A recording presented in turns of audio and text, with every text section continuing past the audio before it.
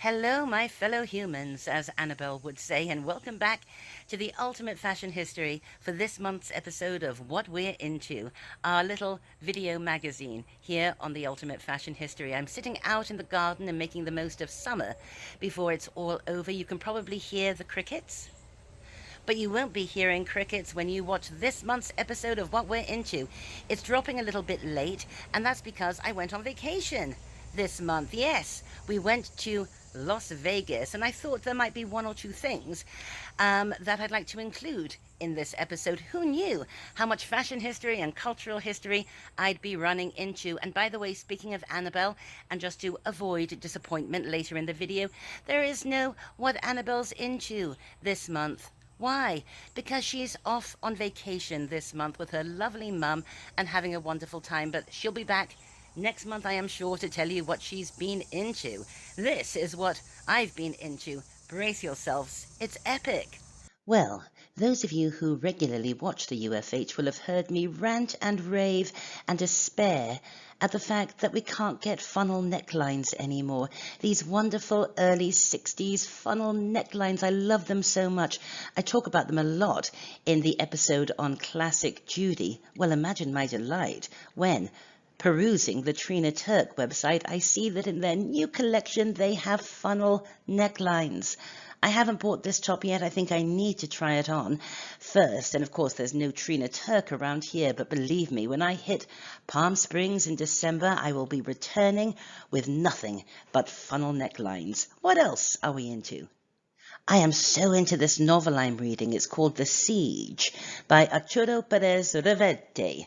How's that for my Spanish accent? It is brilliant. It's part whodunit, part historical fiction, and part love story. This is a great book. I highly recommend it. Talk about a page turner. What else are we into? I am so into hanging out online at the Communication Arts Online magazine.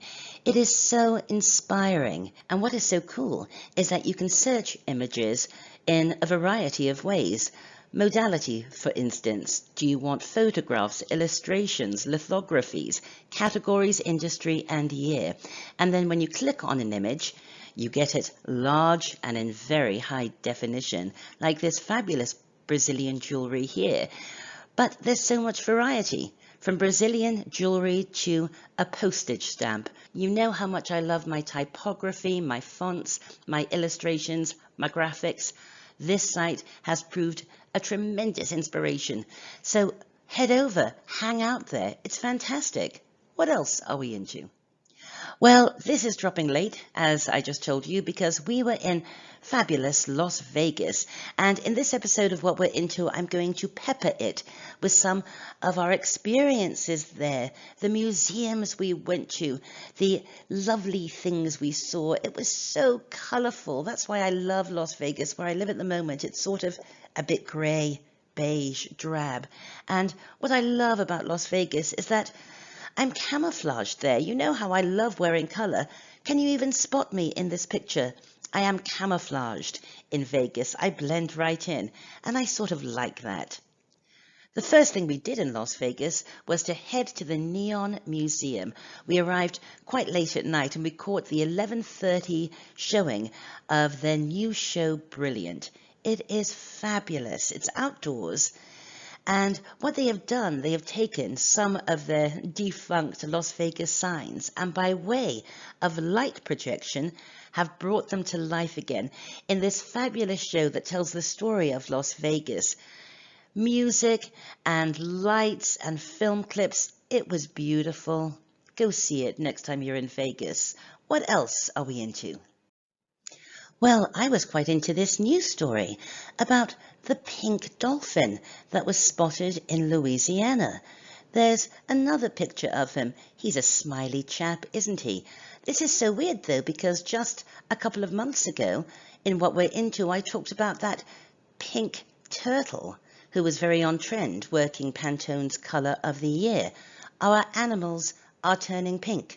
Our animals are turning pink. Do you like it? I know someone who would. Hee hee. What else are we into?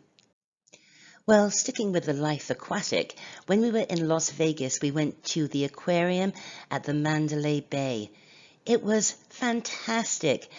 It was themed in this sort of Indiana Jones jungle way, and that extended to the underwater exhibits as well. Isn't that lovely? It was full of really inspiring aquatic animals, like these jellyfish here. And you remember a couple of months ago and what we're into, we talked about my love of octopi this year. Look at this fellow here. He didn't really want to come too close to me. I don't know why. Maybe they don't like me as much as I like them. But best of all, there were sharks. There's one coming up right now. There he is. I took this with my own phone. And look at this. I think this is the best footage I've ever captured. It was so exciting. I have never been so close to sharks, and I felt weirdly privileged to be face to face with these predators. I love sharks. I'm terrified of them, but I do respect them. I don't respect these, though. It was so funny. I have to tell you this. When we were walking into the aquarium, I said to Rupert, they better not have any of those disgusting Komodo dragons there, as if they would. It's an aquarium. Komodo dragons don't live in the water. As soon as I said that, we turned the corner, and there was a disgusting Komodo dragon. I don't know if I've ever told you this before, but I only hate one creature on the planet, and that is the Komodo dragon. There's a better picture of a Komodo dragon. They are filthy, they're disgusting. And to make matters worse, I just read that they are not sticking to their own disgusting island. They are now swimming to other islands, and soon the world will be overtaken with disgusting Komodo dragons. And you should Google how they kill their prey, and that includes humans. They are disgusting.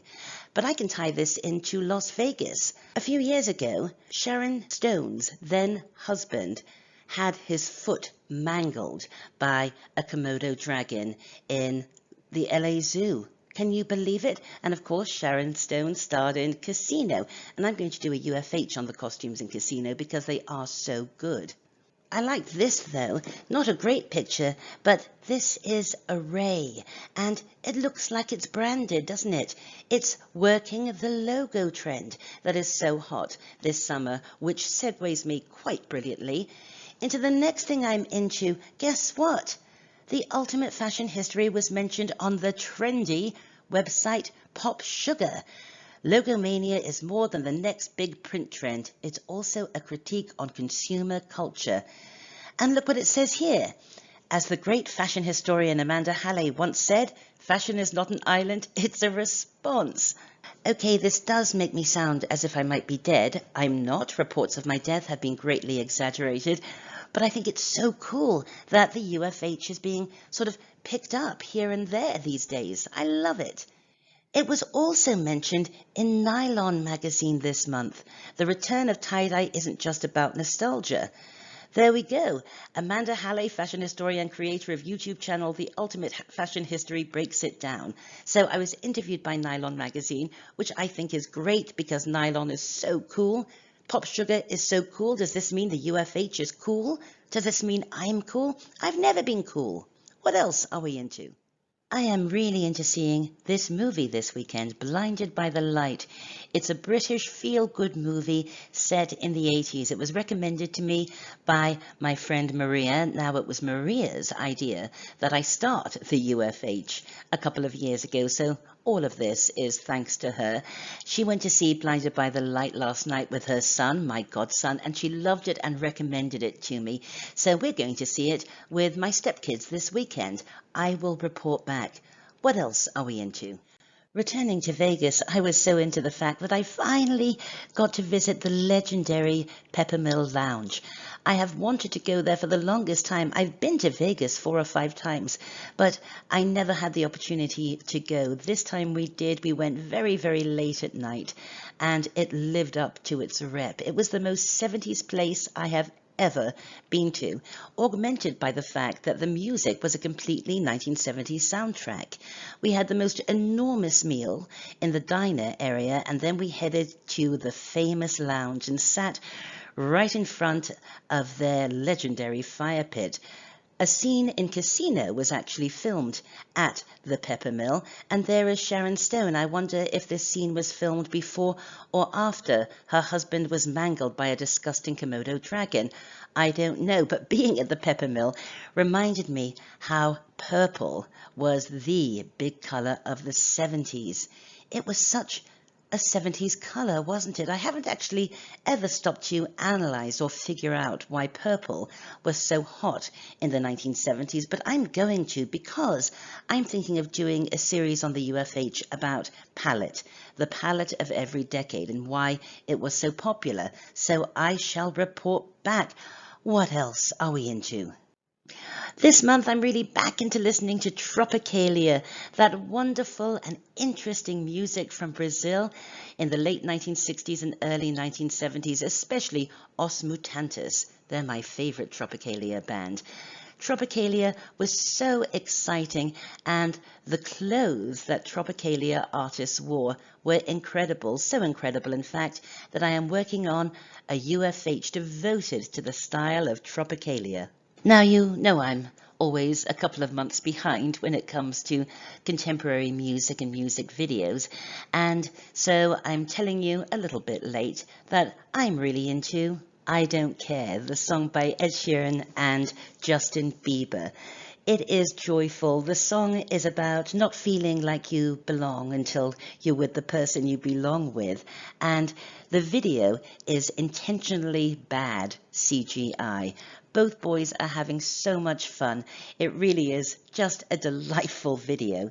And please note that Ed Sheeran is wearing the exact same Alfred Shaheen print as Elvis wore in Blue Hawaii. And talk of Alfred Shaheen reminds me of our fantastic competition last month with Zender Zones. You know, over 100 people wrote in with the correct answer. I'm sorry that not all of you could win, and I'm sorry I didn't write back to all of you who didn't. But I promise I'll do another competition soon. It was great fun, wasn't it?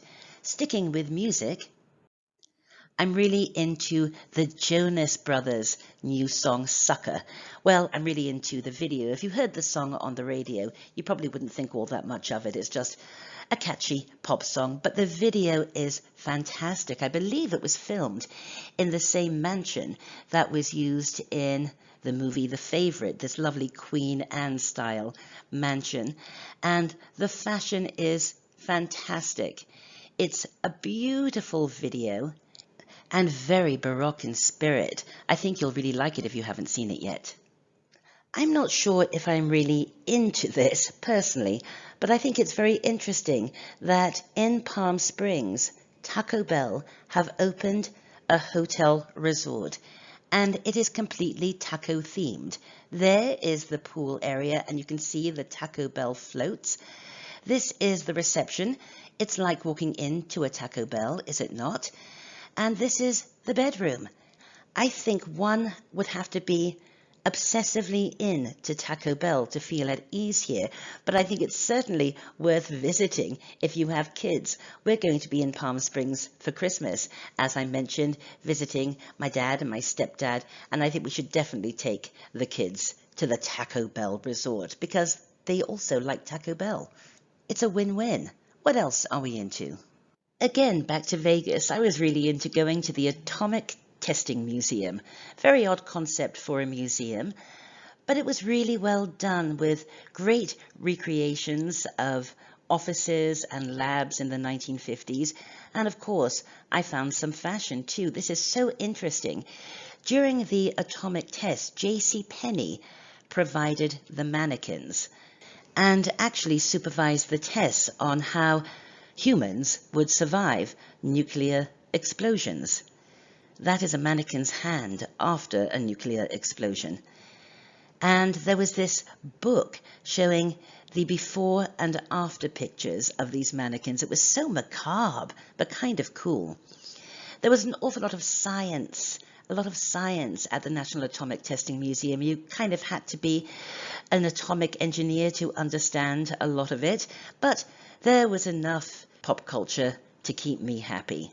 I do feel that there section on Area 51 wasn't taken quite as seriously as I would have liked, but we did have a good time there. But not as good a time as we had at the Golden Steer, our favorite restaurant in the world. Talk about old school.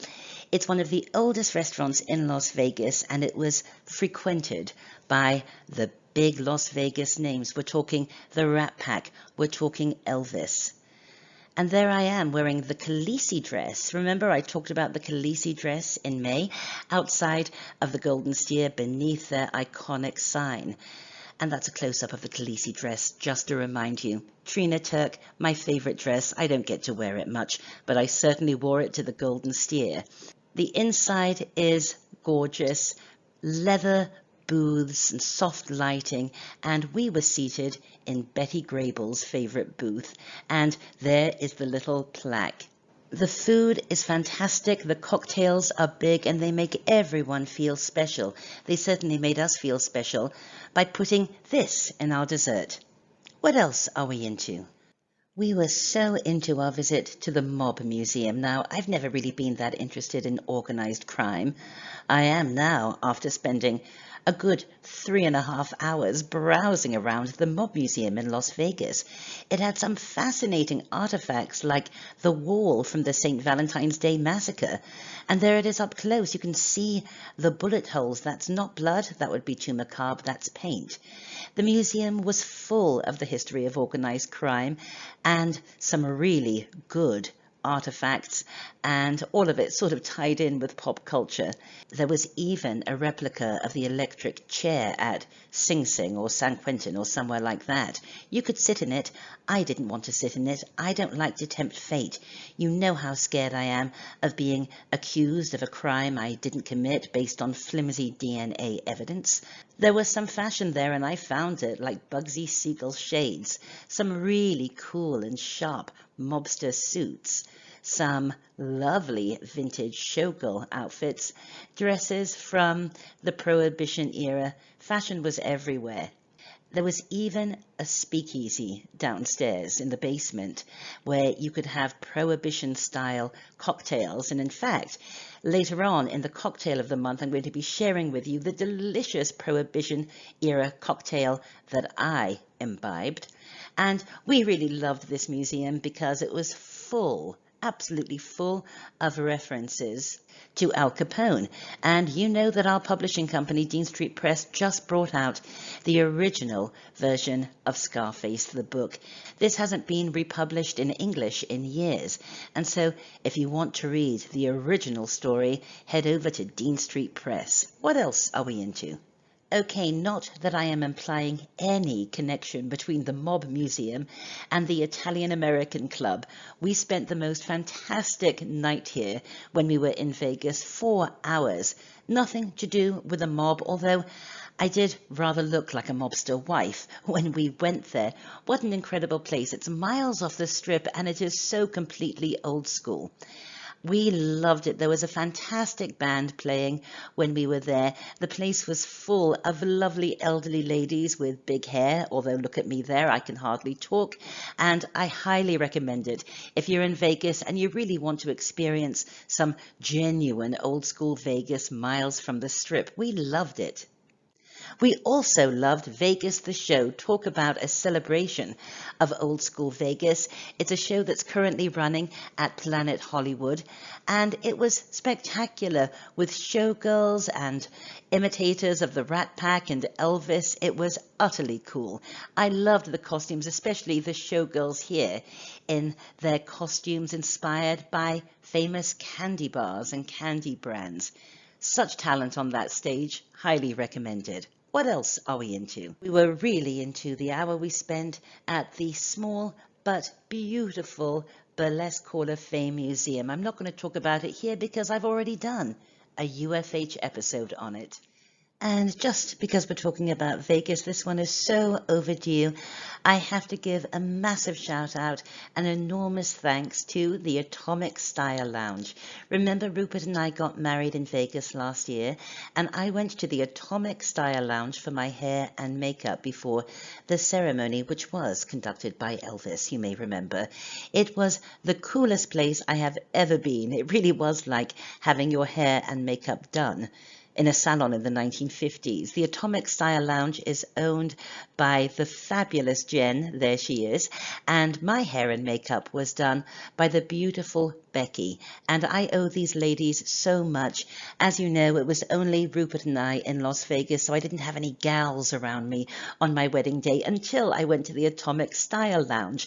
They calmed me down, they gave me wine, and Becky made me feel more beautiful than I've ever felt before. That's me in the Uber going off to get dressed for the wedding, and there I am with my fabulous hairdo and lovely makeup with my dress and wedding headpiece. If you're in Las Vegas and you want to get your hair or makeup done, head over to the Atomic Style Lounge. They will make you feel so welcome, and these ladies really know vintage hair and makeup. Perfect. I love them. The food of the month will come as no surprise, I'm sure. Yes, it's stuff I ate in Vegas. At the Venetian, I had the best bouillabaisse I have ever had in my life. And then in downtown Vegas, we went to this sort of cool restaurant called Therapy and had the best devils on horseback I have ever had. I have no idea what they put inside. It was sort of dates and nuts and strange things, but it was so yummy. I really want to try to make this at home. But whenever we've tried to do devils on horseback or anything wrapped in bacon, the bacon doesn't stick. Do you know how to make it stick? Please write in if you do.